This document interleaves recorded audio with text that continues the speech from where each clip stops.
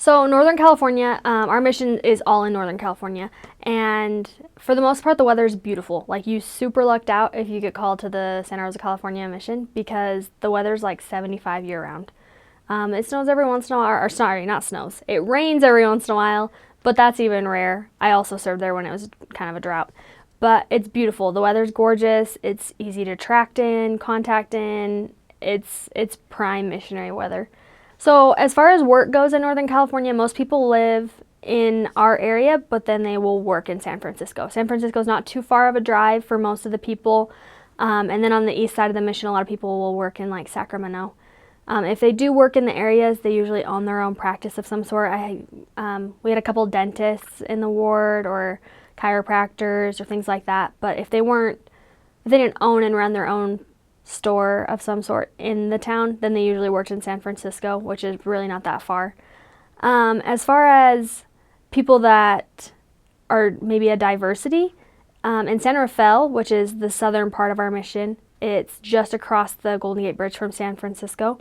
A lot of Polynesians live there, and that's really cool. A lot of Hawaiians, a lot of people from New Zealand and Fiji, and there are a lot of islanders, and they're super fun. I actually never got the chance to serve in San Rafael, but I had lots of companions that did, and they would just talk about how kind the people were and how fun it was to serve there and how welcoming they always were.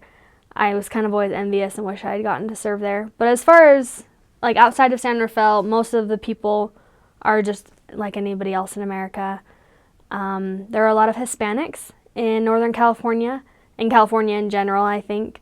But we had lots of elders and sisters that served Spanish-speaking missions, and there was at least a branch or a ward in each of the states with many amazing members. Other than that, pretty much normal culture, normal people, and they're all very kind people. They're all busy. That was something that I noticed. Coming from Oklahoma, I came from a really small town, and most of the people in California, they're just busy.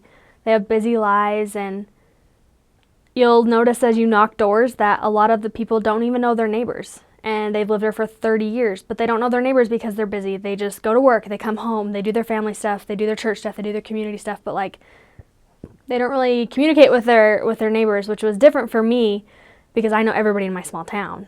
Like I know people across the town, I know all my neighbors. So that's something that's definitely different depending on where you come from. Other than that, I think they're pretty much what you would expect for people here in America. The cost of living in California is definitely expensive. I think that probably goes for all of California. Southern California is probably more expensive, but Northern California is still extremely expensive. So you'll have a lot of neighborhoods that houses are maybe like 200 yards from each other, maybe not even that, maybe like 50 yards from each other. They're just all really close together, just like boom, boom, boom, which is great as a missionary because you can knock so many doors. But not a lot of people have land. Not a lot of people live out in the country. There's not really country to live in because it's all pretty developed. But there's a lot of people that live in really, really jam-packed neighborhoods, which is kind of different. Oh, another cool thing about Northern California and our mission specifically, there's the Jelly Belly factory. So all of jelly beans in America are made in our mission, which is kind of cool. I actually had some elders in one of my area that had the Harry Potter jelly beans, and we tried those, the ones that are like either it's is it caramel popcorn or salted popcorn? I can't think of what. Butter popcorn. It's butter popcorn, or it's like rotten eggs.